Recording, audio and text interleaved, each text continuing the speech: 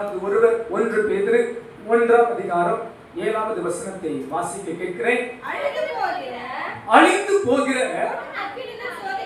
பொன் அக்கினியினாலே சோதிக்கப்படும், அதை பார்க்கிலும் அதிக விலையேற பெற்றதா இருக்கிற உங்கள் விசுவாசம் சோதிக்கப்பட்டு இயேசு கிறிஸ்து வெளிப்படும் போது உங்களுக்கு புகழ்ச்சியும் கனமும் மகிமையும் உண்டாக காணப்படும். ஒரு ஆமென் சொல்லலாமா?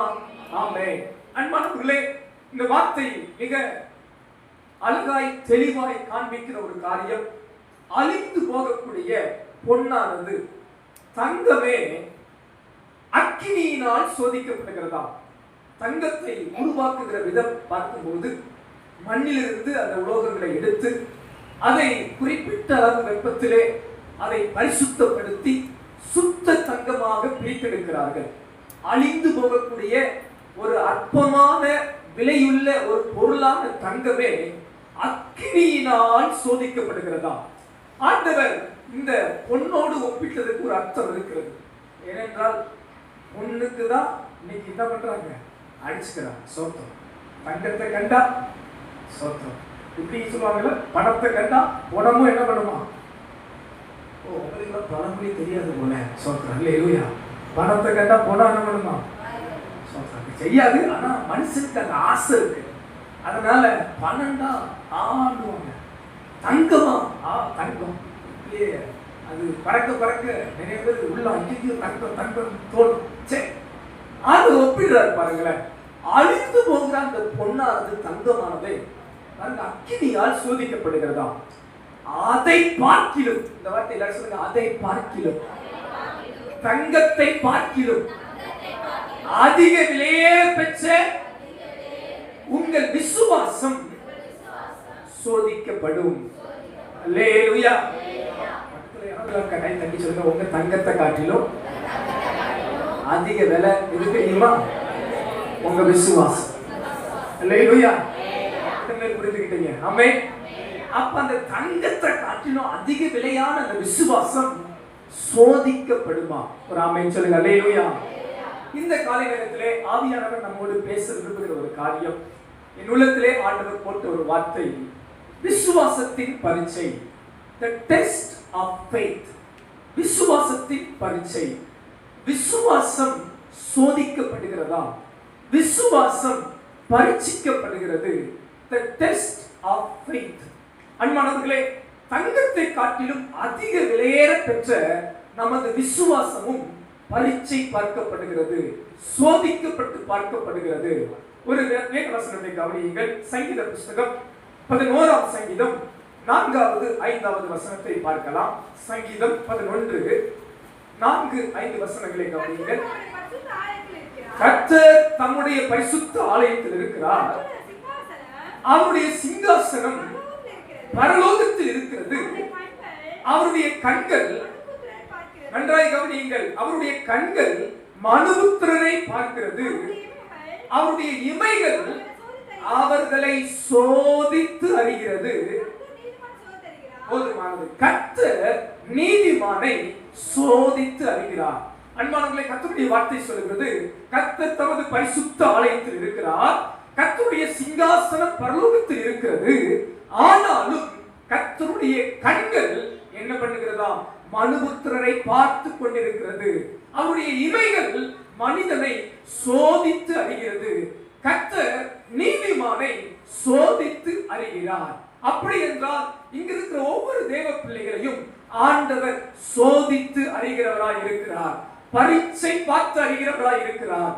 உலகத்தில் காணப்படுகிற தங்கமே அக்கினியினால் புடமிடப்பட்டு சோதிக்கப்படும் என்றால், அதை காட்டிலும் அதிக விசுவாசமான, அதிக விலையேற பெற்ற நமது விசுவாசமும் பரீட்சிக்கப்படும், சோதிக்கப்படும்.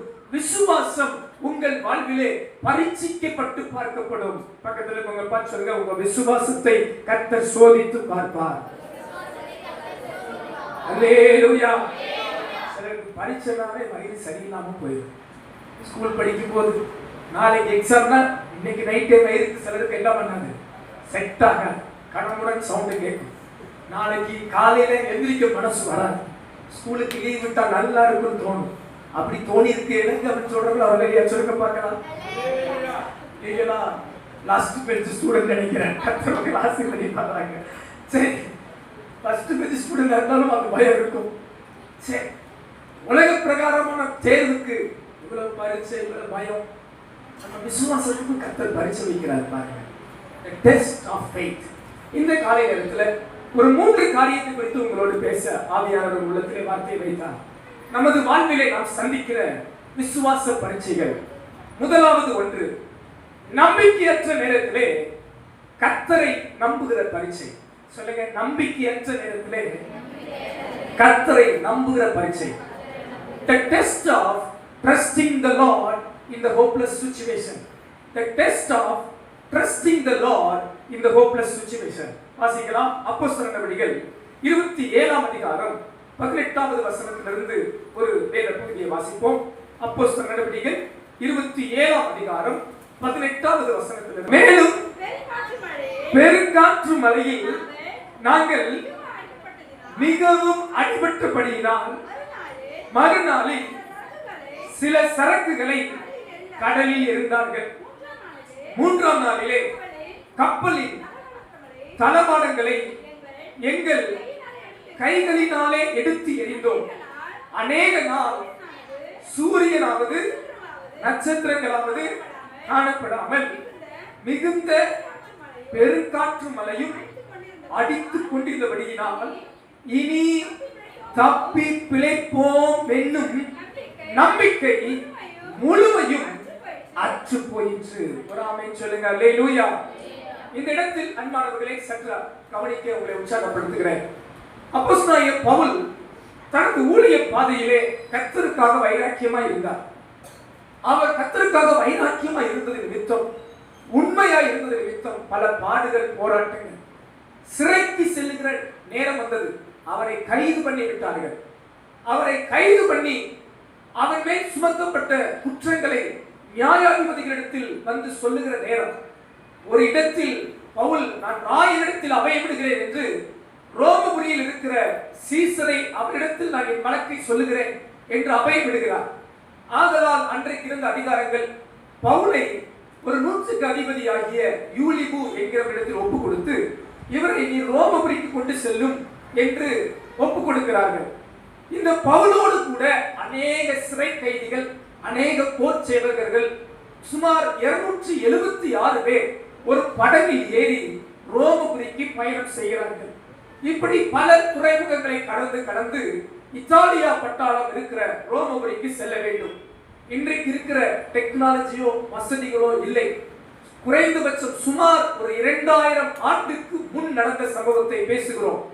அப்போது இருந்த அறிவியல், அப்போது இருந்த ஞானம், அப்போது இருந்த திறமையின்படி கடல் மாலுமிகள், கடலில் அனுபவம் உள்ளவர்கள் வார்த்தையை கேட்டு இந்த 100க்கு அதிபதி தனது கப்பலை இயக்கிக் கொண்டு இந்த 276 பேரோடு இத்தாலியா பட்டாளம் செல்கிறார்கள்.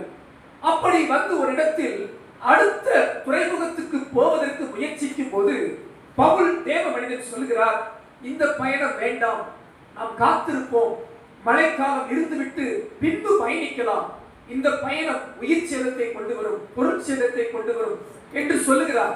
ஆனால் அந்த 100க்கு அதிபதிக்கு பவுலின் வார்த்தை பெரிதாய் தெரியவில்லை.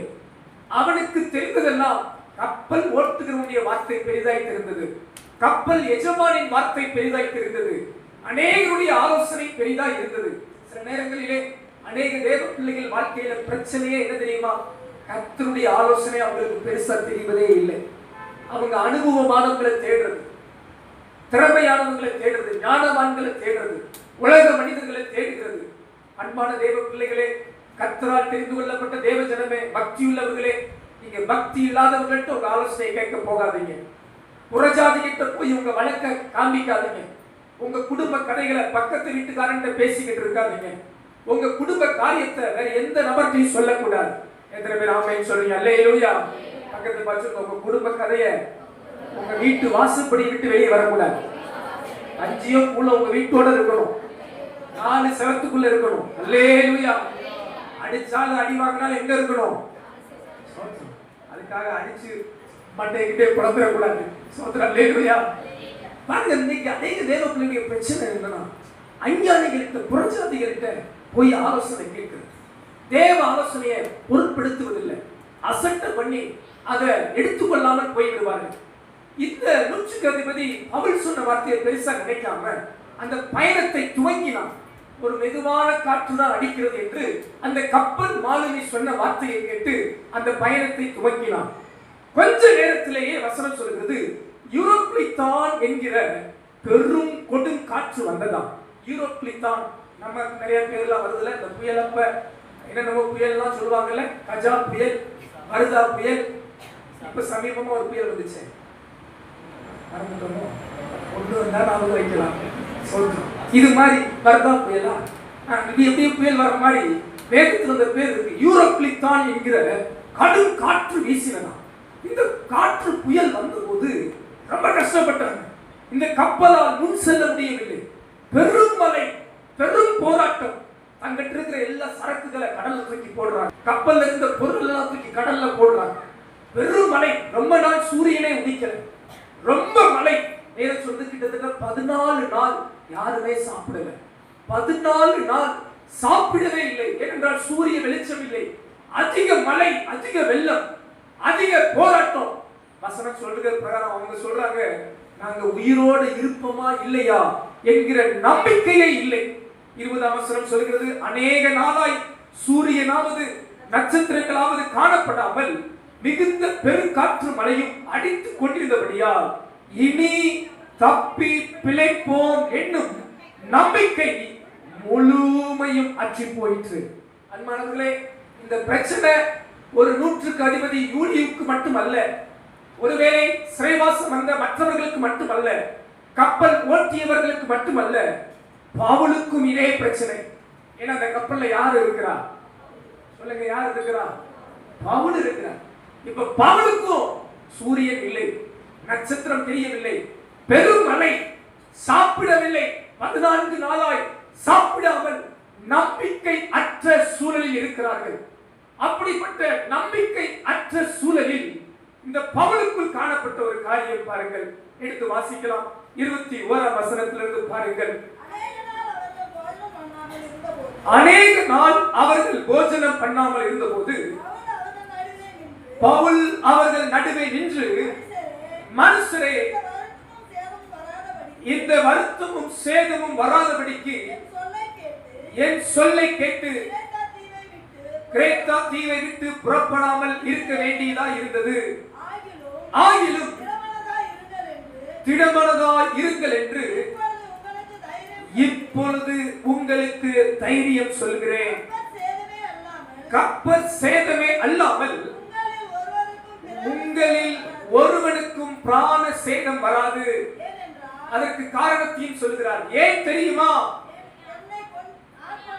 என்னை ஆட்கொண்டவரும் நான் சேவிக்கிறவருமான தேவனுடைய தூதனானவர் இந்த ராத்திரியிலே என்னிடத்தில் வந்து நின்று, பவுலே, பயப்படாதே, நீ ராயனுக்கு முன்பாக நிற்க வேண்டும்.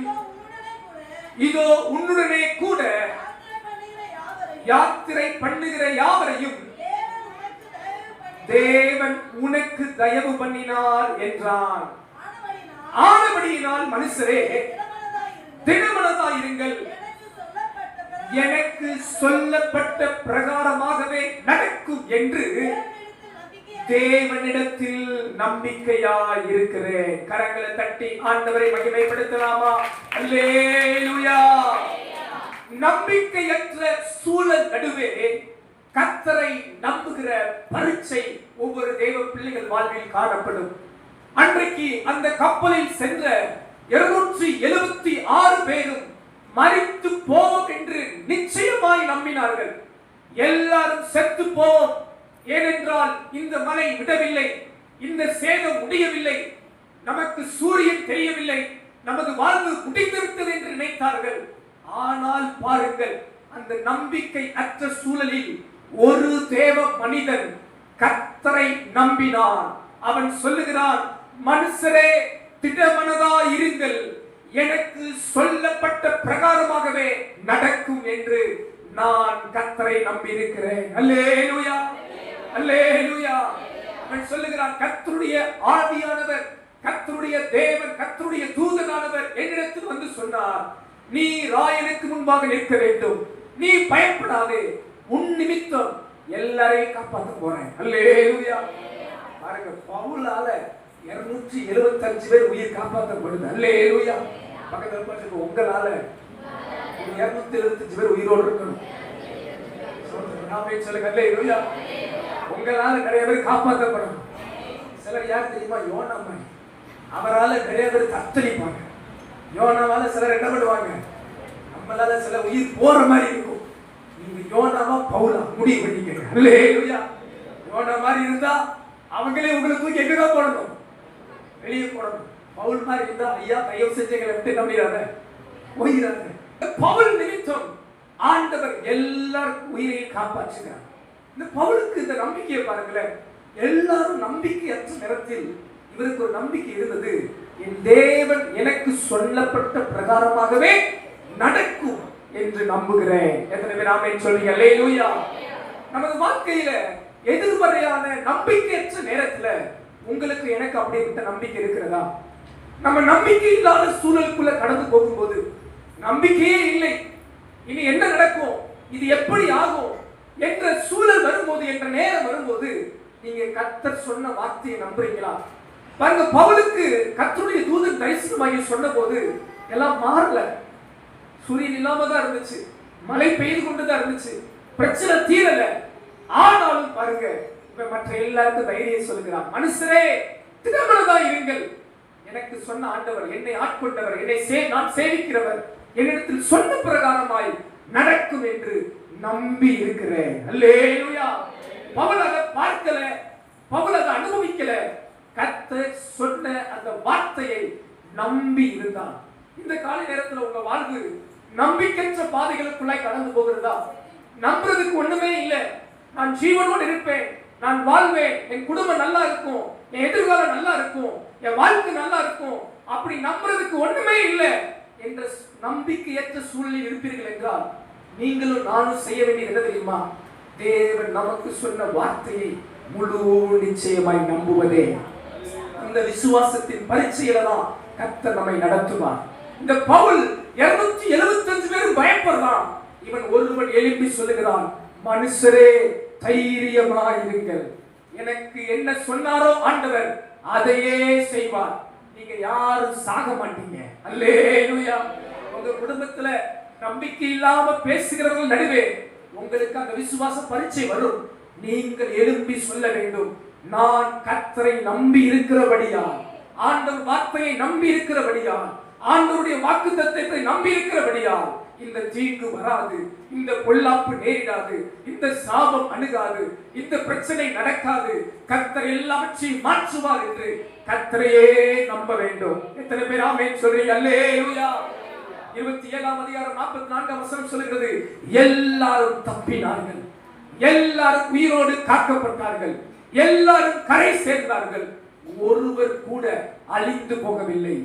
ஒரு நாளிலே அவர்கள் நினைத்தார்கள், நம்பிக்கையே இல்லாமல் இருந்த ஜனம் கர்த்தருடைய வார்த்தையை நம்புகிற பரீட்சையில் பவுல் தைரியமா இருந்து, பவுல் திடமனதா இருந்து, அந்த பரீட்சையிலே பவுல் வெற்றி பெற்று தான் தைரியப்பட்டதும் அல்லாமல் எல்லாரையும் தைரியப்படுத்தி எல்லாருடைய உயிரையும் காப்பாற்றுகிற ஒரு நல்ல தெய்வ மனிதனாய் காணப்பட்டார். எத்தனை பேர் ஆமென் சொல்ல முடியும்? அல்லேலூயா. இந்த காலை நேரத்திலே விசுவாசத்தின் பரீட்சை என்கிற தலைப்பிலே முதலாவது ஒரு பரீட்சை நமக்கு நேரிடும். நம்பிக்கை இல்லாத நேரத்தில் கர்த்தரை நம்புகிற பரீட்சை வரும். ஒருவேளை உங்க வாழ்க்கையில நம்பிக்கையே இல்லாத சூழல் வருகிறதா, நம்பிக்கையே இல்லாத நேரம் இருக்கிறதா, அந்த நேரத்துல கர்த்தரை முழு நிச்சயமாய் நம்பி நில்லுங்கள். கர்த்தருடைய வார்த்தையை நம்பி நில்லுங்கள்.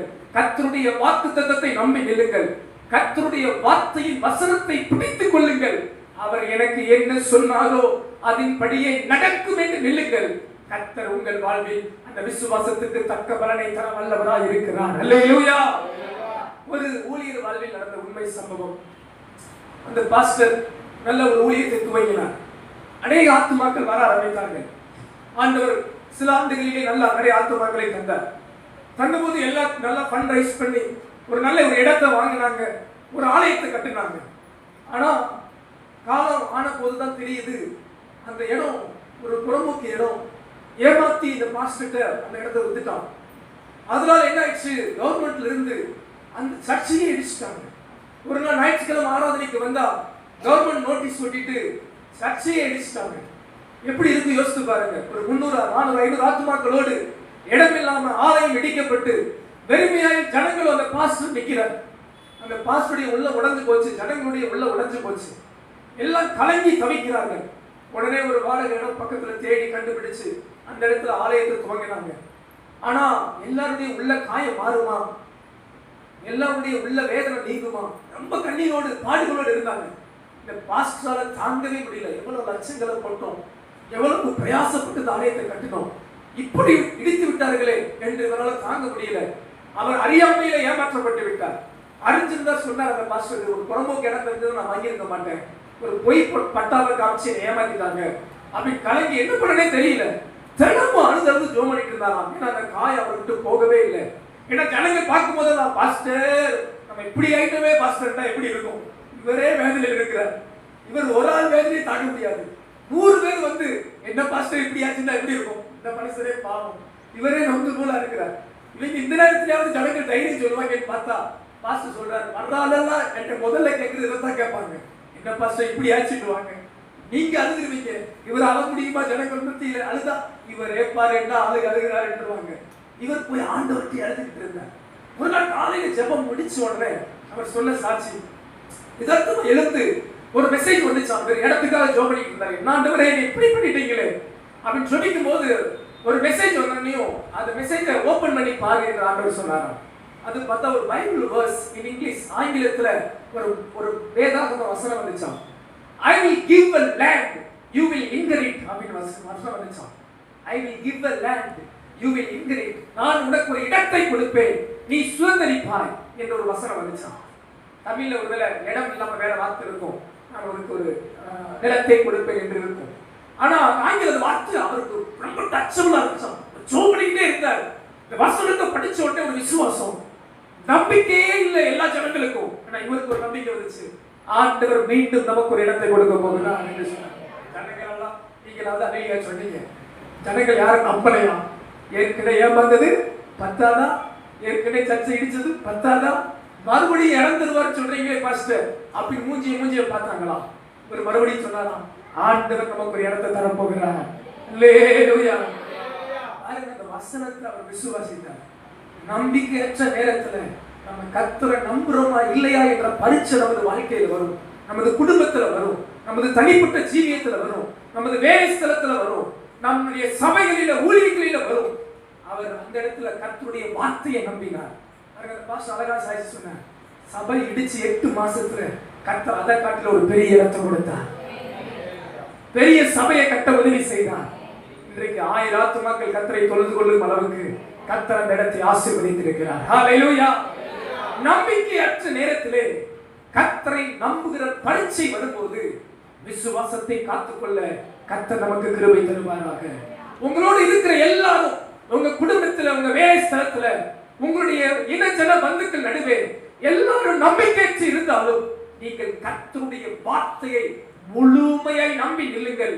கர்த்தர் உங்கள் வாழ்விலே அந்த விசுவாசத்துக்கு தக்க பலனை நிச்சயம் கொடுப்பார். எத்தனை பேர் விசுவாசிக்கிறீங்க? ஹல்லேலூயா. இரண்டாவது ஒரு காரியம், the test of faith, விசுவாசத்தின் பரீட்சை. நம்முடைய சுய விருப்பத்தின் நடுவே கர்த்தருடைய வார்த்தைக்கு கீழ்ப்படியும் பரீட்சை. இரண்டாவது நமக்கு காணப்படுகிற பரீட்சை, நமது சுய விருப்பத்தின் நடுவே கர்த்தருடைய வார்த்தைக்கு கீழ்ப்படியும் பரீட்சை. The test of obeying the Lord's word in the midst of our own desire. The test of obeying Lord's word in the midst of our own desire. எடுத்து வாசிக்கலாம். ஆதியாகமம் 22ஆம் அதிகாரம் 1-2 வசனங்களை பாருங்க. ஆதியாகமம் 22ஆம் அதிகாரம் 1-2 வசனங்கள். இந்த காரியங்கள் நடந்த பின்பு தேவன் ஆபிரகாமை சோதித்தார். எப்படி எனில் அவர் அவனை நோக்கி, ஆபிரகாமே என்றார். அவன் இதோ அடியேன் என்றான்.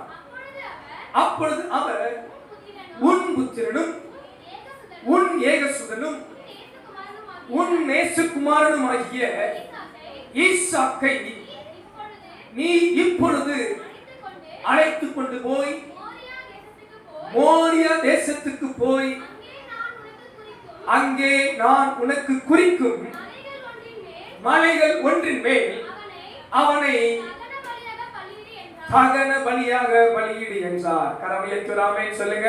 ஆமென் அல்லேலூயா. இரண்டாவது ஒரு பரீட்சை நமது சுய விருப்பத்தின் நடுவே கர்த்தருடைய வார்த்தைக்கு கீழ்ப்படிகிற ஒரு விசுவாச பரீட்சை. இங்கே பாருங்கள், ஆபிரகாமை கர்த்தர் அழைக்கிறார். ஆபிரகாமை கர்த்தர் சோதித்தாரா. வசனம் சொல்லுகிறது, உன் புத்திரனும் உன் ஏகசுதனும் உன் நேசகுமாரனும். ஸ்தோத்திரம் அல்லேலூயா. ஆண்டவரே பாருங்க, நல்லா தெரிஞ்சு வச்சிருக்கிறார். ஈசாக்கு ஆபிரகாமுக்கு எப்படியா? நேசகுமாரன். ஸ்தோத்திரம் அல்லேலூயா. அவர் எப்படி சொல்றாரு பாருங்க, உன் புத்திரன் உன் ஏகசுதன் நேசகுமாரன். ஆபிரகாம் விருப்பத்தின் நடுவே தேவனுக்கு கீழ்ப்படுகிறானா இல்லையா என்கிற ஒரு விசுவாச பரீட்சை. இப்ப என்ன சொல்றாரு? அவனை கொண்டு போய் நான் உனக்கு காண்பிக்கிற தேசத்துல அந்த மலைக்கு கொண்டு போய் அவனை தகன பலியாக பலியிடு என்கிறார். அல்லேலூயா. பலமுறை இந்த வசனத்தை நான் உங்களோட பேசியிருக்கிறேன். எத்தனை பேர் இப்படி சொன்னா கேட்பீங்கன்னு தெரியல. உங்கள் நேசகுமாரன் உன் புத்திரன் ஏகசுதனை தகன பலியாக பலியிடு. நம்ம விருப்பத்தின் நடுவே தேவ சத்தத்துக்கு தேவ வார்த்தைக்கு கீழ்ப்படுகிற பரீட்சை. இந்த ஆபிரகாமுக்கு ஈசாக்கு மேல ரொம்ப பிரியம் இருந்தது. ரொம்ப நேசம், ரொம்ப பாசம், உயிருக்கு உயிரா நேசிப்பான். சில நேரம் நம்ம பிள்ளைகள் சொல்றாங்க, உயிருக்கு உயிரா நேசிக்கிறேன், நான் அப்படி நேசிக்கிறேன் அப்படின்னு சொல்லுவல்ல பிள்ளைகளை பார்த்து. ஆபிரகாமும் ஈசாக்கு அப்படி நேசித்திருக்க கூடும். அது ஆண்டவர் சொல்றார், நேசகுமாரன். ஆனா அவரை நீ என்ன பண்ணணும்? பலியிடணும். என் வார்த்தையின்படி பலியிடணும். பாருங்க ஆபிரகாம் என்ன செய்யறான் பாருங்க. 10ஆம் வசனம் சொல்லுகிறது, அவன் ஆபிரகாம் அப்படியே செய்யறான்.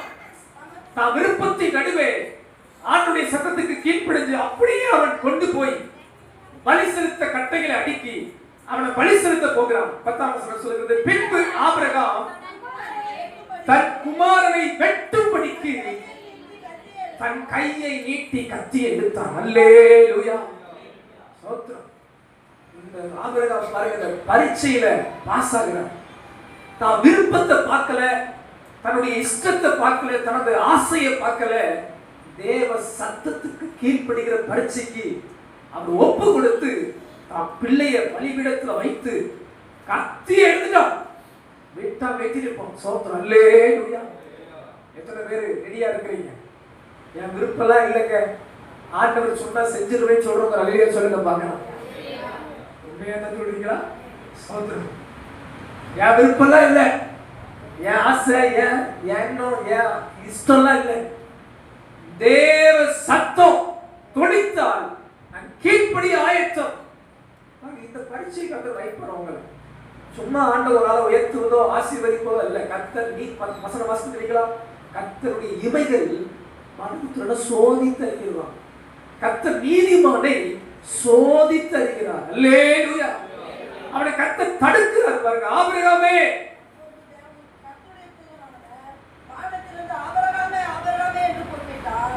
அவன் இதோ அடியேன் என்றான். அப்பொழுது அவன் பிள்ளையாண்டன் மேல் உன் கையை போடாத, அவனுக்கு ஒன்று செய்யாத, நீ அவனை உன் புத்திரன் என்றும் உன் ஏகசுதன் என்றும் பாராமல் எனக்காக ஒப்பு கொடுத்தபடியால் நீ தேவனுக்கு பயப்படுகிறவன் என்று இப்பொழுது அறிந்திருக்கிறேன் என்றார். அல்லேலூயா. அப்பா நீ உன் பிள்ளை மேல கையை போடாதப்பா, ஏன்னா நான் புரிஞ்சுக்கிட்டேன், உன் விருப்பத்தை காட்டிலும் உன் இஷ்டத்தை காட்டிலும் என் சத்தத்துக்கு தான் நீ கீழ்ப்படிக்கிறவன் என்று நான் புரிந்து கொண்டேன். அந்த பரீட்சையில நீ பாஸ் ஆயிட்ட. சொல்லுங்க அல்லேலூயா. மறுபடியும் ஆண்டவர் தரிசனம் மாற. நீங்க இந்த சம்பவம் தெரிஞ்சனால நான் ஸ்கிப் பண்றேன். இன்றைக்கு பேச வேண்டிய வார்த்தை மட்டும் உங்களுக்கு நான் சொல்ல விரும்புகிறேன். மறுபடியும் ஆண்டவர் பேசுகிறார். 15ஆம் வசனம், கர்த்தருடைய தூதனானவர் இரண்டாவது வானத்திலிருந்து ஆபிரகாமை கூப்பிட்டு, நீ உன் புத்திரன் என்றும் உன் ஏகசுதன் என்றும் பாராமல் அவனை ஒப்பு கொடுத்து இந்த காரியத்தை செய்தபடியால் நான் ஆசீர்வதிக்கவே ஆசீர்வதித்து உன் சந்ததியை வானத்து நட்சத்திரங்களைப் போலவும் கடற்கரை மணலைப் போலவும் பெருகவே பெருக பண்ணுவேன் என்றும் உன் சந்ததியா தங்கள் சத்துருக்களின் வாசல்களை சுதந்திரித்துக் கொள்ளுவார்கள் என்றும் நீ என் சொல்லுக்கு கீழ்ப்படிந்தபடியினால் உன் சந்ததிக்குள் பூமியில் உள்ள சகல ஜாதிகளும் ஆசீர்வதிக்கப்படும் என்றும் என் பேரில் ஆணையிட்டேன் என்று கர்த்தர் சொல்லுகிறார் என்றார். அல்லேலூயா. நீ என் சொல்லுக்கு கீழ்ப்படிந்தபடியா, உன் இஷ்டத்தின்படி நடக்காம, உன் ஏகசுதன், உன் குமாரன், உன் புத்திரன் பார்க்காம என் சொல்லுக்கு கீழ்ப்படிந்தபடியா நான் உன்னை ஆசீர்வதிக்கவே ஆசீர்வதிப்பேன். நான் உன்னை பெருகவே பெருக பண்ணுவேன். நான் உன்னை பூமியின் நட்சத்திரங்களை போல ஆசீர்வதித்து பெருக பண்ணுவேன். கடற்கரை மணலத்தனையாய் உன்னை பெருக பண்ணுவேன். உனக்குள்ளும் உன் சந்ததிக்குள்ளும் பூமியின் வம்சங்கள் எல்லாம் ஆசீர்வதிக்கப்படும் என்று கர்த்தர் வாக்கு கொடுத்தார். அல்லேலூயா. விசுவாச பரீட்சை, the test of faith எதுல இருக்குன்னு கேட்டீங்கன்னா, உங்க விருப்பத்தின் நடுவே கர்த்தரின் சத்தத்துக்கு கீழ்ப்படுகிறீர்களா இல்லையா? சில நேரம் பாருங்க, நம்மளால ஏன் தேவ சத்தத்துக்கு கீழ்ப்படிய முடியல தெரியுமா? நம்ம விருப்பம், நம்ம இஷ்டம் கொஞ்சம் தடுக்குது, நம்ம சுயம் கொஞ்சம் தடுக்குது. நம்ம ஏன் தேவனால் முழுமையான ஆசீர்வாதத்தை பெற முடியல தெரியுமா? நம்முடைய சுயம் ஆண்டவருடைய ஆசீர்வாதத்தை பெறுவதற்கு ஒரு தடையாகும். ஆண்டவருடைய சத்தத்துக்கு கீழ்ப்படுகிற அந்த பரீட்சையில பல நேரம் தோற்று தோற்று தோற்று போயிடும். ஆண்டவர் பல முறை டெஸ்ட் வைக்கும் போது உலகமா தேவனா என்று வரும்போது ரொம்ப நேரம் நம்ம எதை எடுத்துறோம்னு கேட்டீங்கன்னா, அந்த பரீட்சையில எல்லாம் உலகத்தையே பிடிச்சுக்கிறோம். உலக பொருளுக்கும் தேவனுக்கும் உங்களால் ஊழியம் செய்யக்கூடாது. அன்பான தேவ ஜனமே, ஆண்டவர் உங்களை விசுவாச பரீட்சை வைத்து பார்ப்பார். உன் சுய விருப்பமா இல்லை என் சத்தத்துக்கு கீழ்ப்படுகிறாயா? உன் சுய விருப்பத்தை பற்றி கொண்டு நடக்கிறாயா? எழுந்தது முதல் படுக்கு வரை செய்வது, நடப்பது, வாஞ்சிப்பது, பேசுவது, பார்ப்பது, பழகுவது எல்லாம் ஏன் விருப்பம், ஏன் இஷ்டம் என்று நீங்கள் வாழ்ந்து கொண்டிருந்தால் ஒவ்வொரு நாளும் சாத்தானை ஜெயிக்க வைக்கிறீர்கள். உங்களுக்கு தேவன் வைக்கிற சின்ன சின்ன பரீட்சையில் கூட தோற்று போகிறீர்கள். அந்த விசுவாச பரீட்சையிலே தோற்று கொண்டே இருக்கிறோம். ஆனால் அந்த சுய விருப்பத்தின் நடுவே தேவ சத்தத்துக்கு கீழ்ப்படிந்து நடந்தால் அந்த விசுவாச பரீட்சையிலே உங்களை தேவன் வெற்றி சிறக்க பண்ண வல்லவராக இருக்கிறார். ஹல்லேலூயா, ஹல்லேலூயா. எத்தனை பேர் இந்த காலை நேரத்தில் உங்களை ஒப்பு கொடுக்க விரும்புறீங்க? உங்க விசுவாசம் பரீட்சிக்கப்படும் போது நீங்கள் ஜெயிக்க வேண்டும் என்றால் உங்க சுய விருப்பத்தின் நடுவே கர்த்தருடைய சொல்லுக்கு கீழ்ப்படுகிற பக்குவம் இருந்தால் ஒவ்வொரு முறையும் அந்த விசுவாச பரீட்சையிலே நீங்கள் வெற்றி பெற்றவர்களாய், நீங்கள் ஜெயம் பெற்றவர்களாய், நீங்கள் எழுப்பி பிரகாசிக்கிறவர்களாய், நீங்கள் ஆசீர்வதிக்கப்பட்டவர்களாய் இருப்பீர்கள் என்பதிலே எந்த மாற்று கருத்தும் இல்லை. ஹல்லேலூயா. ஒரு வாலிப பிள்ளையுடைய சாட்சியை கடந்த சில மாதங்களுக்கு முன்பு கேட்க நேரிட்டது. ஒரு வாலிப பொன் தனது திருமண நாளிலே இந்த சாட்சியை சொல்கிறார். நான் யதார்த்தமாக அதை கேட்க நேரிட்டது. அந்த பொண்ணு ஒரு சாட்சி சொல்லும்போது இப்படி சொல்லுகிறார். அந்த பொண்ணு ஒரு மெடிக்கல் காலேஜ் படித்த ஒரு டாக்டர். அந்த பொண்ணு சொல்லும்போது சொன்னார், நான் ஒரு கிறிஸ்துவ குடும்பத்துல தான் பிறந்தேன். என் குடும்பத்துல என் பெற்றோர் நல்ல ஜெபத்துல வளர்த்தாங்க, கண்டிப்புல வளர்த்தாங்க. கர்த்தருடைய வார்த்தைக்கு கீழ்ப்படிவதுல, ஒழுங்குல, வசனத்துல, ஆலயத்துல, இது எல்லா நற்காரியத்துல தான் அவங்களை வளர்த்தாங்களாம். ஆனா 12வது முடிச்சுட்டு அவங்க அந்த மெடிக்கல் காலேஜ் அந்த பொண்ணு போன போது அங்கு அவளுக்கு அவள் இஷ்டம் போல இருக்கிற ஒரு வாய்ப்பு, அவள் இஷ்டம் போல படிக்கலாம், இஷ்டம் போல பழகலாம், இஷ்டம் போல அவள் வாழ்க்கையை தீர்மானிக்கலாம் என்ற ஒரு நேரம் வந்ததாம். அப்ப அந்த பொண்ணு சொல்லும்போது ஒரு அருமையான வார்த்தையை சொல்லி பயன்படுத்தினார். நான் கல்லூரி படிக்கும் போது எனக்கு பல வாய்ப்புகள் கிடைத்தது. நான் ஆண்டவருக்கு பிரியமில்லாம வாழும்படி, ஆண்டவருடைய சித்தம் இல்லாம, ஆண்டவருக்கு கீழ்ப்படியாம என் விருப்பப்படி ஓடுறதுக்கு நிறைய வாய்ப்பு கிடைச்சிச்சு. நான் நினைச்சா எப்படினாலும் போயிருந்திருக்கலாம். என் வாழ்க்கையை சந்தோஷமா அனுபவிக்க, என் ஃப்ரெண்ட்ஸ் மாதிரி, மற்றவர்கள் மாதிரி என் வாழ்க்கையை எப்படினாலும் வாழலாம் என்ற பாதை எனக்கு நல்லா திறந்து இருந்துச்சு. அநேக வாய்ப்பு வந்துச்சு. ஆனா என் இஷ்டத்துக்கு நான் வாழாம அந்த இடத்துல கர்த்தருடைய வார்த்தைக்கு கீழ்ப்படிஞ்சு நான் வாழ்ந்தேன். அப்போலாம் எங்க அம்மா அப்பா சொல்லுவாங்க, அம்மா ஆண்டவருடைய வார்த்தைக்கு மட்டும் நீ கீழ்ப்படிஞ்சு நடமா என்று சொல்லிக்கொண்டே இருந்தாங்க. எனக்கு தெரியல என் வாழ்க்கை இவ்வளவு ஆசீர்வாதமா மாறும், எனக்கு தெரியல. நான் அப்படி கீழ்ப்படிஞ்சு என் கல்லூரி படிப்பு முடிச்சு இன்னைக்கு நான் ஒரு டாக்டர் ஆகி அந்த பொண்ணு சாட்சி சொன்னதுக்கு காரணம், அந்த பொண்ணு இன்னைக்கு ஒரு நல்ல ஒரு பாஸ்டர் திருமணம் முடிச்சு ஒரு பெரிய சபையில பாஸ்டரமா இருக்கிற ஸ்தானத்துல ஒரு நல்ல ஊழியத்தை அந்த மகள் செய்து கொண்டிருந்தார். அல்லேலூயா. அதை யோசித்து பாருங்க, அந்த மகள் தான் விருப்பத்துக்கு நிறைய வாய்ப்புகளை வழிகளை தேடி இஷ்டம் போல செஞ்சிருந்தானா இன்னைக்கு ஒரு பெரிய சபைக்கு 1000 ஆத்துமாக்கள் இருக்கிற அந்த சபையில அவ்வளவு பேருக்கு இந்த மகள் ஒரு ஆசீர்வாதமா ஒரு பாஸ்டரமா மாறி இருக்கவே முடியாது.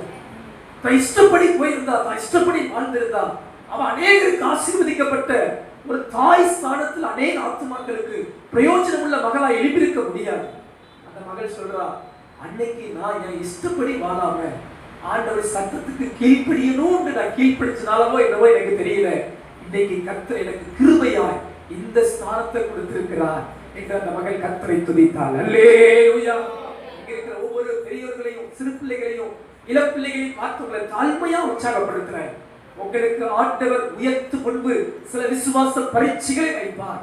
உன் சுய சித்தமா இல்லை என் சத்தமா என்கிற பரீட்சை வைக்கும் போது நீங்கள் தேவ சத்தத்துக்கு கீழ்ப்படிந்து நடப்பீர்கள் என்றால் நான் நிச்சயம் சொல்லுவேன், நீங்கள் நினையாத இடங்களில், நீங்கள் எதிர்பாராத இடங்களில், கிரகிக்க முடியாத பெரிய காரியம், ஆராய்ந்து முடியாத பெரிய காரியம், எண்ணி முடியாத அதிசயங்களை இயேசு செய்ய இன்றும் வல்லமையுள்ளவராய் இருக்கிறார். விசுவாசிக்கிறவங்க நல்ல கரங்களை உயர்த்தி அல்லேலூயா சொல்லலாமா?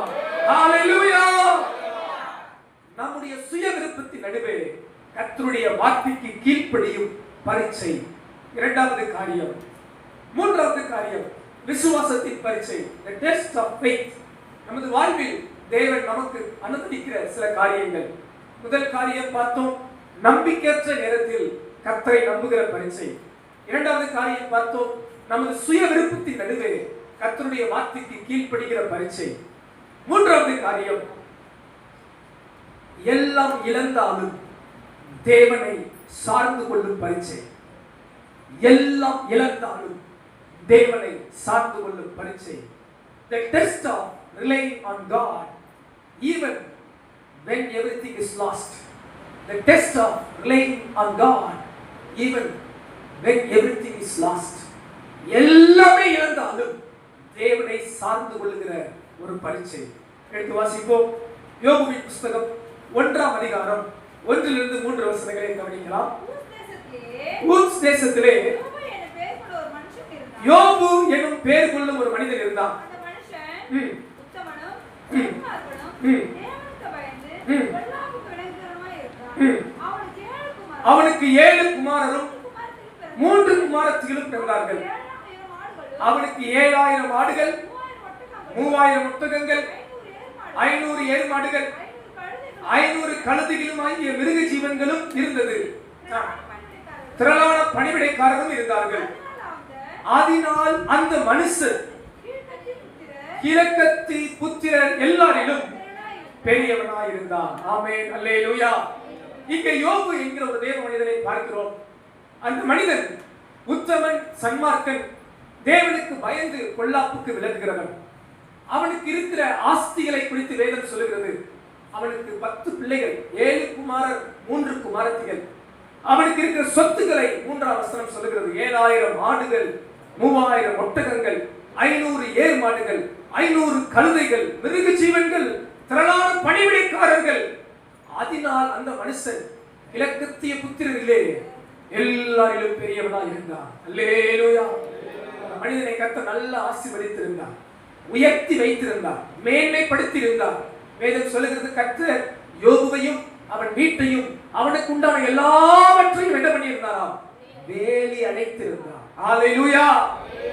ஆனா பாருங்க, இந்த இடத்துல இந்த மனிதனுக்கு ஒரு பரீட்சை வருது.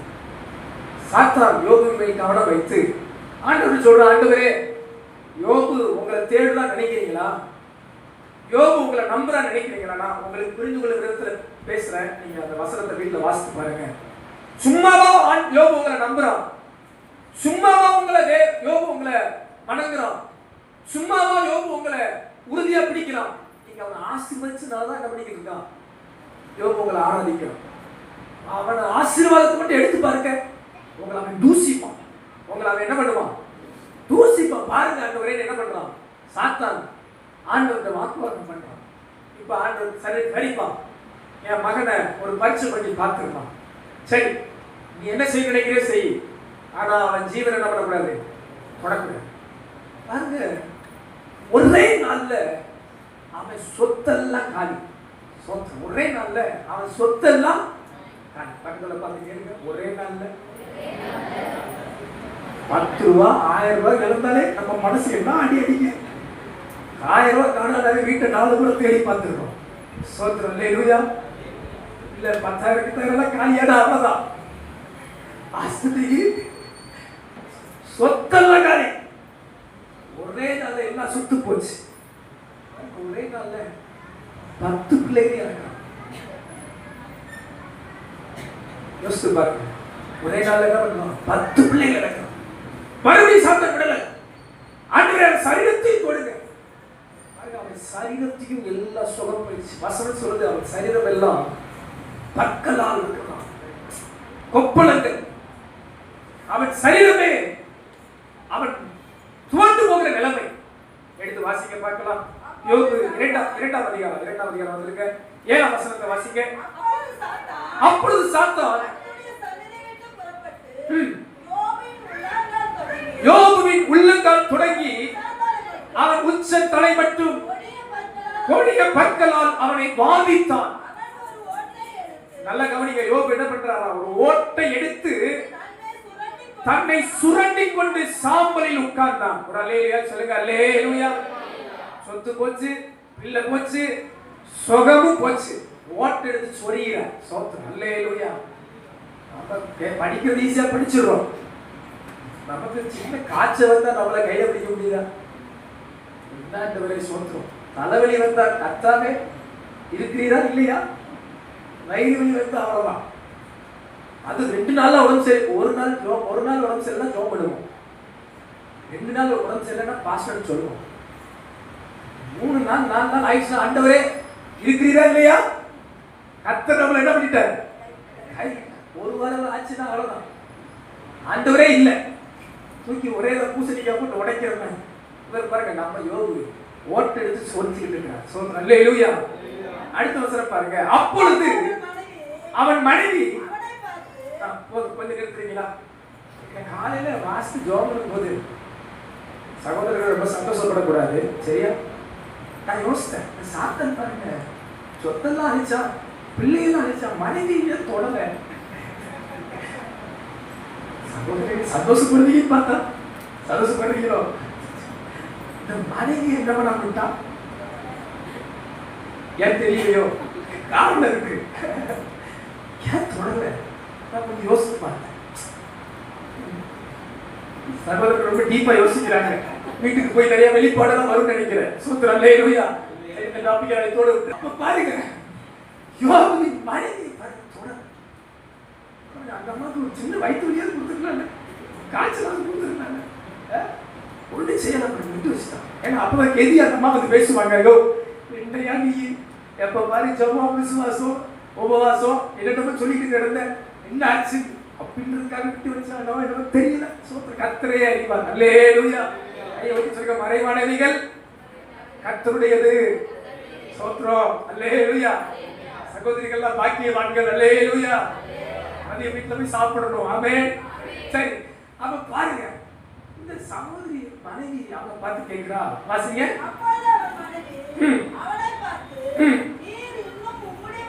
நீர் இன்னும் உம்முடைய உத்தமத்தில் உறுதியாய் நிற்கிறீரோ? அப்பா, நீ விட்டு தேவனை தூசித்து அவர் இல்லைன்னு விட்டுட்டு நீ செத்து போமையா? இன்னும் உத்தமத்தில் உறுதியாய் இருக்கிறீரோ? தேவனை தூசித்து நீ ஜீவனை விட்டுற வேண்டியதானே? தேவன் இல்லை என்று விட்டுற வேண்டியதானே? இன்னும் ஆண்டவர் நம்புற, ஏசப்பாவை நம்புற, இன்னும் அப்படியே சொல்லிக் கொண்டிருக்கிறையே, தேவனை தூசித்து ஜீவனை விட்டு என்று அவன் மனைவியும் யோபுவின் மேல் திரும்புகிறார். யோசித்து பாருங்க, வாழ்க்கையில எல்லாம் இழந்தோம், எல்லாம் இழந்த நேரத்திலும் அவன் சொல்ற பாருங்க, அதற்கு அவன், நீ பைத்தியக்காரி பேசுகிறது போல பேசுகிறாய், தேவன் கையில் நன்மையை பெற்ற நாம் தீமையை பெற வேண்டாமோ என்றான். ஆமென் சொல்லுங்க பார்க்கலாம். ஆமென் அல்லேலூயா.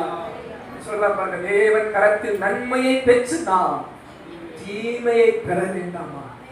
இவைகள் எல்லாம் வச்சிலும் யோபு ஒரு பாவமும் செய்யவில்லையா? அல்லேலூயா. இவருக்கு வந்த பரீட்சையை பாருங்க, இழப்புகள் எல்லாம் இழப்பின் நடுவிலே இவன் உண்மையாகவே தேவனை சார்ந்திருக்கிறானா இல்லையா என்கிற பரீட்சை. அன்பு விசுவாச பிள்ளைகளே, சில நேரம் நமது வாழ்க்கையில் இருக்கிற பெரிய பிரச்சனை என்னன்னா, ஆண்டவர் நம்ம நிறைய ஆசீர்வதிக்கும் போது ஆண்டவர் நம்மோடு இருக்கிறார், நம்ம சந்தோஷப்படுவோம். சில நேரம் தேவன் நம்மை சில குறைவுகள், கஷ்டங்கள், பாடுகள், சில போராட்டத்தின் பாதையில நடத்தும் போது நம்ம உண்மையா தேவனை நம்பி சார்ந்திருக்கிறோமா? உண்மையா கர்த்தரை ஆராதிக்கிறோமா? உண்மையா கர்த்தரை தொழுது கொள்ளுகிறோமா? நான் தாழ்மையா எப்படி சொல்லுவேன், நீங்க நல்லா சுகமா இருக்கும்போது ஆலயத்துல வந்து கையை உயர்த்தி ஆண்டவரே நீ நல்லவர் என்று ஆராதிப்பது உத்தமம், நன்மை நாம் செய்ய வேண்டும். அதை காட்டிலும் சரீரமே பலவீனமான நேரம், கண்ணீரின் நேரம், போராட்ட நேரம், ஒன்றுமே முடியாத நேரம், எதுவுமே இல்லாத நேரம் கூட வந்து ஆண்டவரே நீரே என் தேவன் என்று ஆராதிப்பதை கர்த்தர் காண விரும்புகிறார். அதுதான் உண்மையான விசுவாச பரீட்சையிலே நீங்களும் நானும் ஜெயிப்பதின் அடையாளம். நான் தாழ்மையா சில காரியத்தை சொல்றேன். நான் 1999ஆம் ஆண்டு முதல்ல இயேசுவை குறித்து கேள்விப்பட்டேன் நினைக்கிறேன். நான் 2000 வருஷத்திலிருந்து, சுமார் 1999 2000 வருஷத்திலிருந்து நான் சபையிலே வளர்க்கப்பட்டேன். நான் ஒரு கிறிஸ்டியன் ஆர்ஃபனேஜ்ல படித்தேன். எங்க சபை, எங்க ஹாஸ்டலே சபை தான். சர்ச்சில் தான் தூங்குவோம், சர்ச்சு தான் எங்கள் ஹாஸ்டல். மேலே தான் எங்கள் ரூம் பெட்டிலாம் வச்சுருப்போம், சர்ச்சில் தான் நாங்கள் படுத்திருப்போம். ஆண்டவருடைய கிருபையால் ஒரு 26 27 ஆண்டு காலம் சபையோடே வளர தேவன் எனக்கு கிருபை செய்திருக்கிறார். சபையோடு, விசுவாச பிள்ளைகளோடு, இப்படி ஊழியர்களோடு இப்படியே நான் பார்த்தனால, ஆண்டவருடைய கிருபையினால சில புரிதலை நான் பார்த்துருக்கிறேன். நான் சபையிலே வளர்ந்தனால சபையில நான் பார்த்த சில காரியம் என்ன தெரியுமா? சின்ன சின்ன இழப்பை பார்த்துட்டு ஆண்டவரை விட்டு பின்வாங்கிறவங்களை நான் பார்த்துருக்கிறேன். சின்ன இழப்பு, ஒன்றும் பெருசாக வேணாம், சின்ன இழப்பு, சின்ன ஒரு விலகின மாறுவேன் இயேசுவை விட்டு உங்களை பார்த்துருக்கிறேன்.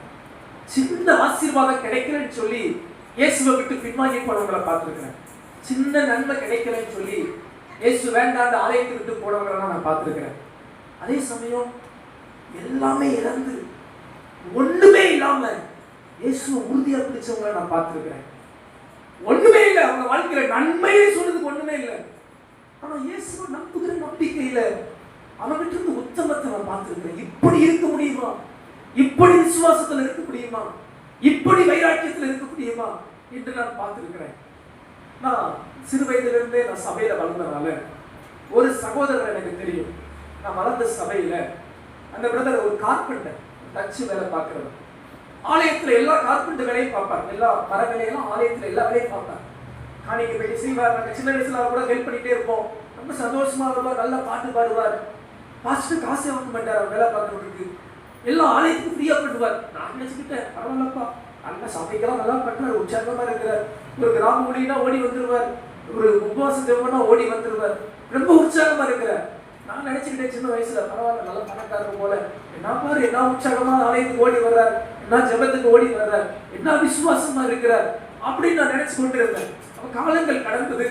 ஆண்டவருடைய கிருபையில நான் ஊழியத்துக்கு வந்துட்டேன். அதே சபையில நான் ஒரு உடன் ஊழியராக இருந்தேன். அப்ப நானும் இன்னொரு பாஸ்டரும் யதார்த்தமா ஒரு வீட்டுக்கு பிரேயருக்கு போறேன். அந்த பிரேயருக்கு போனா அவர் யாருன்னா அந்த கார்பெண்டர் வீடு, அந்த கார்பெண்டர் வீட்டுக்கு பிரேயருக்கு போறோம். அவர் கூப்பிட்டு சொல்றாரு, நம்ம இன்னைக்கு மணிகண்டன் பிரதர் வீட்டுக்கு போறோம். அவர் பேரு டேவிட் மணிகண்டன். மணிகண்டன் பிரதர் வீட்டுக்கு போறோம்னு பார்த்தேன். அப்படியே ஃபர்ஸ்ட் பார்க்க போவோம். போய் ஜோபரெல்லாம் நம்ம வீட்டுக்கு போனோம். உள்ள போய் என் கண்டு கலந்துச்சு. அவர் வீடு ஒரு 10க்கு 10 கூட இல்லை. அவர் வீட்டோட அளவு 10க்கு 10 அளவு கூட இல்லை. பார்த்தா அவங்க மனைவி ரொம்ப வயதானவங்க. அவங்க மகள் மூளை வளர்ச்சியில் பாதிக்கப்பட்டு ரொம்ப பேசவே முடியாத நிலைமையில சின்ன சின்ன காரியம் கூட அந்த மகளுக்கு அவர் தான் பார்க்கணும். நான் பார்த்துட்டு என் உள்ள உடஞ்சு என் இருதயம் நொறுங்கி போச்சு. நான் பார்த்தேன், இந்த மனுஷன் ஒரு வாரம் ஞாயிற்றுக்கிழமை ஆராதனை விடல, ஒரு ஊழியர் விடல, ஒரு ஜெபம் விடல, ஒரு ஆலய காரியத்தில் இவ்வளவு உற்சாகம் நடந்திருக்கிறாரு. நான் நினைச்சேன், இவருக்கு என்ன நன்மை இருக்குன்னு ஆண்டவர் இவ்வளவு வைராக்கியம் நான் தேடுறேன், என்ன ஆசீர்வாதம் இவருக்கு இருக்குன்னு இவ்வளவு உறுதியா ஆண்டவர் பிடிச்சிருக்கிறேன். எனக்கு உண்மையிலே அவர் வீட்டுக்கு போயிட்டு வந்து எனக்கு அன்னைக்கு சாப்பிட முடியல. நான் ஆண்டவர் ஜோம் பண்ண ஆண்டவரே, நான் அப்பதான் பார்த்தேன் அந்த மனிதன் என்ன நம்பி இருக்கிறான், என்ன சார்ந்து இருக்கிறான், நான் கர்த்தர்னு அறிஞ்சிருக்கிறான், ரட்சிப்பு அறிஞ்சிருக்கிறான். அதனால அவன் இழப்பு பெருசா பார்க்கல, என்ன பெருசா பார்க்கிறான் என்று ஆண்டவர் எனக்கு உணர்த்தினார். உங்க வாழ்க்கையில சில இழப்புகளோ பெரிய இழப்புகளோ, அந்த இழப்புகளின் நடுவே தேவனை சார்ந்து கொள்ளுகிற ஒரு பரீட்சையா ஆண்டவர் வைக்கும் போது நீங்க எப்படிப்பட்டவங்களா இருக்கிறீங்க? யோபு ஒரே நாள்ல சொத்துக்களை எல்லாம் இழந்தான். யோபு ஒரே நாள்ல பிள்ளைகளை எல்லாம் இழந்தான். யோபுவின் சரீர சுகமெல்லாம் போனது. இருந்தாலும் தன் உத்தமத்திலே உறுதியாய் நின்றான். வசனங்களை பார்க்கிறோம். கர்த்தர் அவன் இழந்ததை எல்லாம் இரட்டத்தனையாய் ஆசீர்வதித்து கொடுத்தார். அல்லேலூயா. ஏமாச்ச அந்த விசுவாச பரீட்சையிலே நாம் ஜெயம் கொள்ளுகிறோமா? அந்த விசுவாச பரீட்சை நேரிடும் போது, அழிந்து போகிற பொன் அக்கினியினால் சோதிக்கப்படும் போது, அதை பார்க்கிலும் விலையேற பெற்ற உங்கள் விசுவாசம் சோதிக்கப்படும் போது, அதிலே நீங்கள் ஜெயம் கொள்ளுகிறவர்களா இருக்கிறீர்களா? இந்த காலை நேரத்தில் ஆண்டவருடைய ஏக்கம் விருப்பம் எல்லாம் நமக்கு நேரிடுகிற நமது வாழ்வின் ஓட்டத்திலே காணப்படுகிற எல்லா விசுவாச பரீட்சையிலே நாம் ஜெயம் கொள்ளுகிறவர்களாய் மாற வேண்டும். விசுவாசத்தை காத்துக் கொள்ளுகிறவர்களாய் காணப்பட வேண்டும். விசுவாசம் என்னும் கேடகத்தை பற்றி கொள்ளுகிறவர்களாய் காணப்பட வேண்டும். முடிவு பரியந்தம் விசுவாசத்திலே நிலைத்திருக்கிறவர்களாய் காணப்பட வேண்டும். எத்தனை பேர் உங்களை அர்ப்பணித்து அப்படி ஒப்பு கொடுக்க விரும்புறீங்க? நம்பிக்கையற்ற நேரத்தில் கர்த்தரை நம்புகிற பரீட்சையில உறுதியாய் நின்று ஜெயம் கொள்ளுங்கள். உங்க சுய விருப்பத்தின்படி செய்யாமல் தேவ வார்த்தைக்கு கீழ்ப்படிய வேண்டும் என்ற பரீட்சை வரும்போது அதற்கு கீழ்ப்படிந்து விசுவாச பரீட்சையிலே ஜெயம் கொள்ளுங்கள். மூன்றாவது, எல்லாம் இழந்து போகிற ஒரு நேரம் வந்தாலும் தேவனையே சார்ந்து கொண்டு, என்னை அழைத்தவர் உண்மை உள்ளவர், கலப்பையின் மேல் கை வைத்த நான் ஒரு நாளும் திரும்ப மாட்டேன் என்று இறுதி வரை உறுதியாய் கர்த்தரை சார்ந்து விசுவாச பரீட்சையிலே ஜெயம் கொள்ள உங்களை தாழ்மையாய் உற்சாகப்படுத்துகிறேன். அழிந்து போகிற பொன் சோதிக்கப்படுமானால் அதை பார்க்க விலையேற பெற்ற உங்க விசுவாசம் சோதிக்கப்படும். அந்த சோதனையின் நடுவே, பரீட்சையின் நடுவே நீங்களும் நானும் ஜெயம் கொள்ளுகிற ஒரு தேவ பிள்ளையா இருப்போம் என்றால் கர்த்தர் உங்களை என்னையும் நிச்சயமாகவே ஆசீர்வதித்து இன்று நம்மை கொண்டு பெரிய காரியங்களை செய்வார். மனுஷகுமாரனாகிய இயேசு வெளிப்படும் நாளில் அதற்குரிய மகிமை, அதற்குரிய கனம், அதற்குரிய ஆசீர்வாதம் உங்களுக்கும் எனக்கும் காணப்படும் என்பதிலே எந்த மாற்று கருத்தும் இல்லை. விசுவாசிக்கிற யாவரும் நல்ல